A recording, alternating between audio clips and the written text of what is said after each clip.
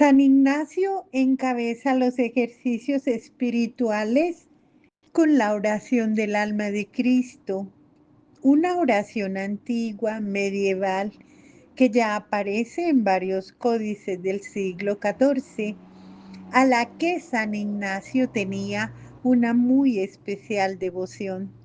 Esta oración puede ayudarnos a los ejercitantes a situarnos en nuestra propia realidad para que desde ella nos preparemos a comenzar el proceso de los ejercicios espirituales día a día. Alma de Cristo, santifícame. Los problemas del alma, es decir, la falta de aliento, de estancamiento en la vida espiritual, la presencia del cansancio en la propia vida, el desánimo frente a la propia mediocridad. Entonces, alma de Cristo, santifícame. Cuerpo de Cristo, sálvame.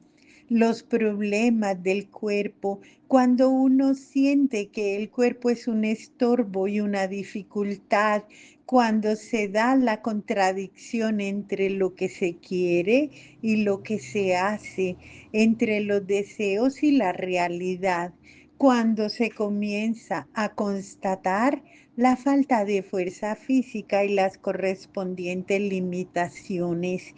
Entonces, cuerpo de Cristo, sálvame. Sangre de Cristo, embriágame. Los problemas de tibieza, de demasiado cálculo en la propia vida, de egoísmo, de búsqueda de comodidad, cuando uno está consciente de la falta de generosidad y de la falta de mayor compromiso en su vida, en la falta de entrega y de la desolación, entonces, sangre de Cristo, embriágame. Agua del costado de Cristo, lávame. El problema del pecado y de la falta repetida, las mismas caídas y recaídas, los malos hábitos, el engaño sobre la propia vida, otras veces un pasado que pesa demasiado y que aún nos hace sentir falsos y sucios. Entonces, agua de Cristo, lávame. Pasión de Cristo, confórtame. Los problemas de dolor, de dificultades exteriores e interiores, propias y ajenas, la dificultad de controlar los propios sentimientos, los miedos, los aburrimientos, las tristezas, el temor frente a las dificultades y el horror frente al dolor y la enfermedad. Entonces, pasión de Cristo, confórtame. Oh buen Jesús, óyeme.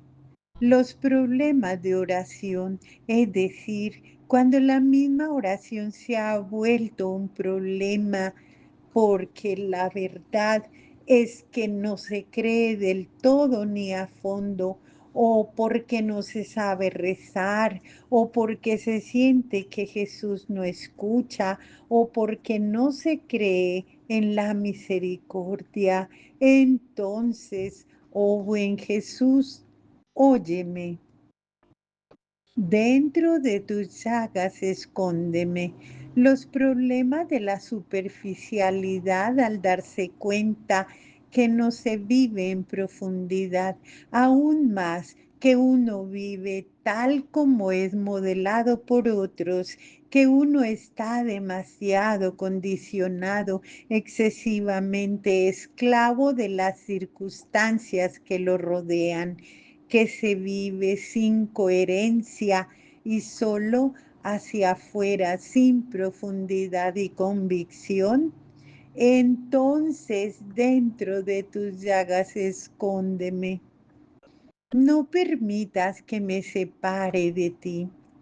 Los problemas de la afectividad espiritual, cuando se comprende pero no se siente, cuando se predica pero no se aplica, cuando se predica pero no se conmueve, cuando la fe se vuelve demasiado fría, excesivamente racional, cuando la persona de Jesús se ha vuelto un concepto o una idea o una moda. Quizás hubo un pasado cuando uno gozaba en la presencia de la cercanía divina, pero ahora ha entrado la amargura, el cinismo para poder sobrevivir sin tener dolor y sin demasiadas preguntas. Entonces, no permitas que me aparte de ti. Del maligno enemigo, defiéndeme. Los problemas de una situación difícil y agobiante, cuando se siente que los demás se aprovechan de uno, cuando uno se topa constantemente con el egoísmo de otros, cuando da miedo ser el primero y atreverse para no hacer el ridículo, cuando la atracción por el poder, los aplausos, el prestigio, la riqueza se hace muy fuerte. Entonces del enemigo malo, defiéndeme. En la hora de mi muerte llámame y mándame ir a ti para que con tus santos te alabe por los siglos de los siglos. Amén. Con un corazón abierto y vulnerable, con la valentía que da el saberse en la presencia de un Padre misericordioso, quizás en medio de las dudas que dejan el alma inquieta, colocarse delante de la presencia de Dios sin tratar de buscar respuestas en silencio, no hacer promesas, sino tan solo estar en su presencia desde la sinceridad de uno mismo. Amén, amén.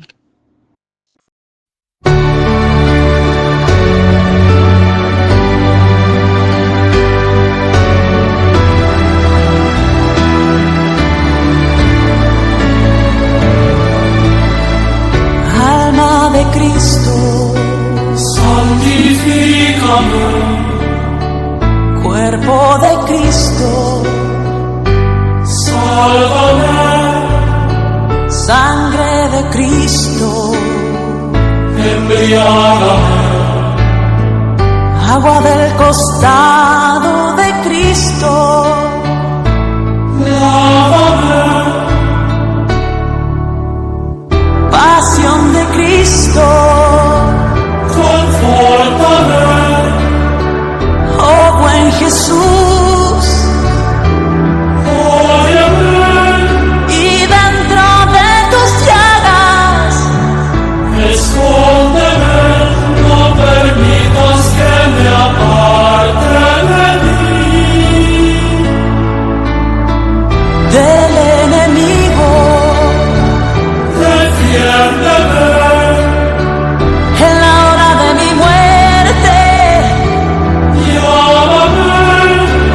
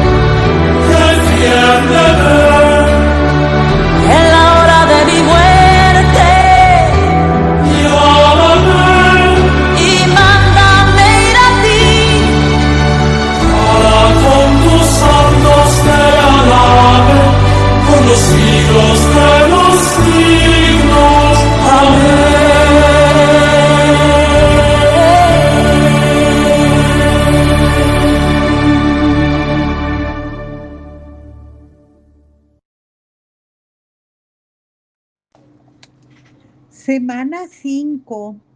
Vida pública de Jesús. Combate hacia la conversión, día 21. En el relato de la creación, Dios dice: hagamos al ser humano en nuestra imagen y semejanza. Génesis 1:26. En la venida de Jesús el Cristo, Dios recrea la humanidad. San Pablo escribe que el que está unido a Cristo es una nueva criatura. Segunda de Corintios 5:17. Este es el milagro que subyace a todos los milagros del Evangelio. Dios reconcilió a la humanidad mediante la muerte y la resurrección de su Hijo. Lo viejo ya pasó, porque se ha convertido en algo nuevo. Segunda de Corintios 5:17. La reconciliación por Jesús, obrada por Jesús el Cristo, ha inaugurado una situación nueva. Al contemplar la vida pública de Jesús, uno se hace parte de los episodios, pasando paulatinamente de espectador a protagonista de un atento comprender y respetuoso asistir, hasta llegar a ser interpelado por la palabra y las acciones obradas por Jesús. De esa manera, uno pasa del conocimiento interno de Jesús a un amor por Él que se expresa en un deseo sincero de seguirlo cada vez más de cerca. Petición de gracia. Se sigue pidiendo el conocimiento interno del Señor para mejor amarlo y mejor servirlo. La cercanía con Jesús renueva el llamado a seguirlo y con él y por él a traducir este amor en un compromiso concreto del servicio hacia los demás, dejándolo que imprima su sello en la propia vida. La contemplación es el camino para sentir y gustar la presencia del Señor. Por ello, no se trata de escoger muchas contemplaciones y episodios en la vida de Jesús, sino de profundizar en algunas situaciones de su vida. Al quedarse con tranquilidad en una contemplación, el suceso evangélico se convierte en un hecho real en que el ejercitante participa, porque de verdad Jesús está presente y habla a su corazón. Cristo es la razón de ser de nuestra vida. Por Él se levanta temprano todas las mañanas. Otras veces se trasnocha. Por Él se muere a los propios placeres y comodidades.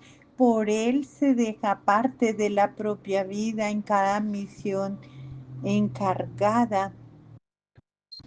Por Él se acerca a los más pobres, a los enfermos, los desanimados, a todo aquel que necesita una palabra de aliento. Por Él uno se levanta después de reconocer su caída.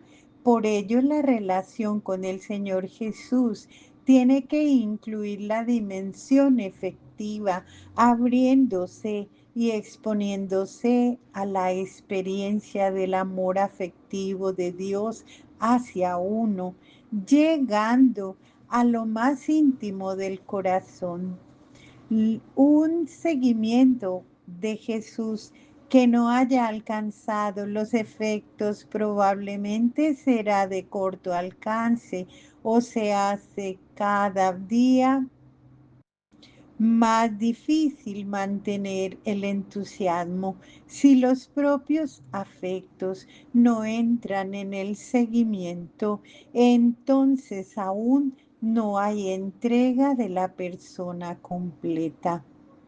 Día 21. Contemplación de la persona y vida de Jesús. ¿Quién es este Jesús a quien se está llamando a seguir? Jesús puso la misma interrogante a sus discípulos.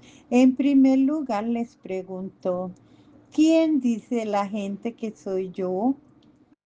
Pero después les preguntó directamente, ¿y ustedes quiénes dicen que soy yo? Pedro contesta correctamente, el Cristo de Dios. Lucas 9, 18, 21. Jesús es el Mesías, el prometido, el enviado por el Padre para salvar a la humanidad. Él es el centro de la historia humana porque atrae hacia sí todas las cosas y redime todo lo creado. Todo tiene salvación a partir de Jesús el Cristo. Sin embargo, Jesús procede explicando el camino de este Mesías. Lucas 9, 22, 26. Dios escoge el camino de la humildad, proclama las bienaventuranzas, las manifiesta en su propia vida. Este camino de la humildad es confiado por el Padre, confirmada por el Padre como el camino de su Hijo al resucitarlo de la muerte.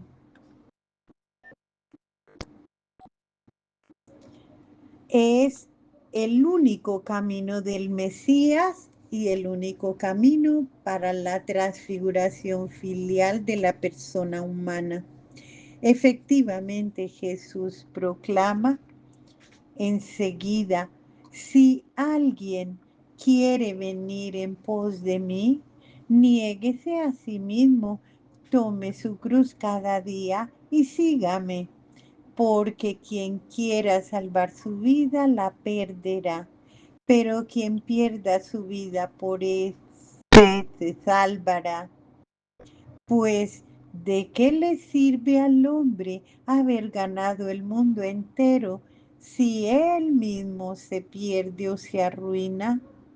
Porque quien se avergüenza de mí y de mis palabras, de ese se avergonzará el Hijo del Hombre cuando venga en su gloria, en la de su Padre y en la de los santos ángeles. Lucas 9:26. Jesús no engaña a aquel que le quiere seguir. No resulta tan difícil aceptar a la persona de Jesús como el Cristo, pero resulta difícil aceptar el camino escogido por el Mesías. No obstante, se trata de una alternativa entre la vida, la aceptación del estilo de Jesús y la muerte, el rechazo al plan de Dios Padre. Dios presenta a la libertad humana los dos caminos, toca al individuo y a la comunidad de creyentes decidir y optar. Mira, yo pongo ante ti vida y felicidad, muerte y desgracia. Si escuchas los mandamientos de Yahvé, tu Dios, que yo te prescribo hoy, si amas a Yahvé tu Dios, si sigues sus caminos y guardas sus mandamientos, sus preceptos, sus normas, vivirás y te multiplicarás. Yahvé tu Dios bendecirá en la tierra que vas a entrar a poseer. Pero si tu corazón se desvía y no escuchas, si te dejas arrastrar a,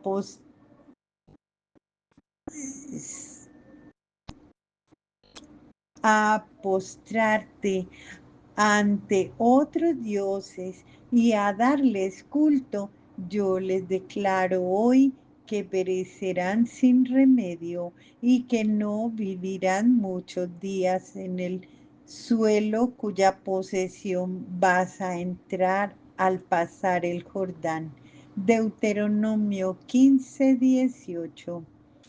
En el Evangelio se presenta a un Jesús que no tiene dónde reclinar la cabeza, un Jesús pobre que debe ser aprobado por los ancianos, por los sumos sacerdotes y por los escribas, injuriarlo y despreciarlo, humillarlo. A este Jesús se está llamando a seguir, al Jesús pobre y humillado con cuya vida contrastan las ambiciones, el afán de poder, las ganas de éxito, las vanidades, el deseo de posesiones propios del tiempo actual.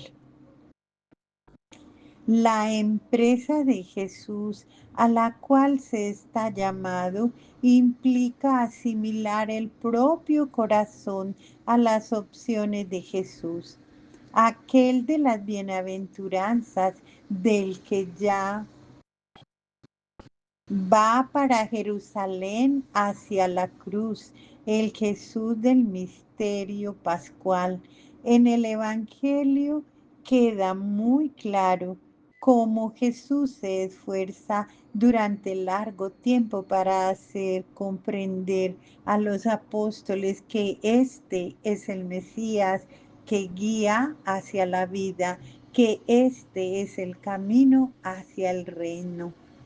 San Pablo convoca al seguidor de Jesús para que tenga los mismos sentimientos de Cristo, aquel que, siendo de condición divina, no retuvo ávidamente el ser igual a Dios, sino se despojó de sí mismo, tomando condición de siervo, haciéndose semejante a los hombres y apareciendo en su porte como hombre, y se humilló a sí mismo, obedeciendo hasta la muerte y muerte de cruz. Filipenses 2, 6, 8. Ignacio invita para que se entre en contacto profundo con el Jesús del Evangelio, dejando que Él diga quién es mediante lo que Él dijo y hizo durante su vida en Israel, al niño que le enseña en la catequesis quién es Jesús, pero el adulto cristiano no puede quedarse con las imágenes porque tiene que descubrir por sí mismo en la comunidad, en el encuentro con Jesús, la identidad más profunda de aquel que llama. La segunda semana de los ejercicios espirituales, allí se pide que se entre en la conciencia de Jesús, en su corazón de hijo, en la forma que él vive su misión mesiánica de salvación. En la contemplación de este Jesús se llega a conocerlo para amarlo y entrar en su servicio. En la contemplación de la persona de Jesús se pide el don de modelar el propio corazón según sus designios y sus misteriosos caminos, sin que uno impida la acción del Espíritu con rígidas intervenciones intelectuales y deductivas. En la contemplación se está con Él y se le escucha solo a Él. Contemplación de la vida de Jesús. En las meditaciones de la primera semana se aplican las facultades de la memoria, el intelecto y la voluntad. Recordar, reflexionar y amar. En las contemplaciones se requiere ver las personas, oír las palabras, observar las acciones. En la contemplación uno se hace presente en lo que ha pasado, en lo que va pasado, pero esta presencia no es la de espectador que no se involucra, sino la del testigo que se compromete con lo que ve, oye y observa. La lectio divina es una lectura orante de la Sagrada Escritura tendiente a hacer entrar en el plano divino. Es un método evangélico para la transformación del corazón al tener un contacto directo con la palabra de Dios. Si un texto no te cambia, quiere decir que no has leído. La lectio divina tiene 4 etapas. Lectura. Estudiar atentamente el texto. Meditación. Encontrar la verdad escondida en el texto. Oración. Abrir el corazón a Dios. Contemplación. Saborear la presencia amorosa de Dios. Mediante la lectura y la oración, el ejercitante sale de sí mismo. Mediante la meditación y la contemplación, Dios se acerca y se regala a sí mismo. La lectura de la Biblia es un proceso que consta de 3 preguntas claves. ¿Qué me dice el texto? El respeto al texto se expresa en la renuncia a la imposición de cualquier idea previa, a quitarle o acomodarle nada. Se busca una lectura objetiva, humilde. Leer el texto lentamente desde el comienzo hasta el final y releerlo y poco a poco los detalles van apareciendo y cada palabra va haciendo sentir su peso. Se trata de captar las ideas principales, profundizar en el significado, consultar quizá posibles textos paralelos, leer un comentario o las notas de página que trae la Biblia, situar dentro de su contexto, repasarlo en la propia imaginación. ¿Qué me dice o qué nos dice el texto? Asociar el texto con la vida y con la propia vida, buscando luces que iluminen el sentido profundo de los acontecimientos y discernimiento sobre la propia conducta. ¿Qué me hace o qué nos hace decir el texto? Puede ser la compunción del corazón, la súplica, el agradecimiento, la entrega. En la meditación o la contemplación de la vida de Jesús se pueden distinguir también 3 etapas. El acercamiento simple de la infancia o la adolescencia en la catequesis y la predicación cuando por primera vez queda el impacto de los sucesos de Jesús. La explicación exegética al estudiar la Biblia para poder comprender mucho mejor el significado de los hechos de Jesús. Y la simplificación contemplativa cuando se internaliza lo que hemos leído, lo que hemos orado, llegando a penetrar las acciones diarias y determinando las propias decisiones a la luz de la vida de Cristo. Este proceso, en el fondo, es el paso de haber oído y él me han contado, a la hora te conozco y he hecho la experiencia del encuentro. En palabras de Job te conocía solo de oídas, mas ahora te han visto mis ojos. Job 42:5. El fruto de la contemplación de la vida de Jesús basada en el Evangelio es la identificación amorosa con Él para poder seguirlo de verdad a su manera. La gracia que se pide es un conocimiento interno del Señor que por uno se ha hecho hombre para amarlo mejor y seguirlo y servirle más de cerca. La contemplación de la vida de Jesús es el trasfondo para ordenar la propia vida según Dios Padre, sea en el caso de hacer la elección de estado de vida, sea cuando se busca un encuentro, un reencuentro, una reforma en la reconfirmación con la vocación original. De la Biblia a la vida y de la vida a la Biblia.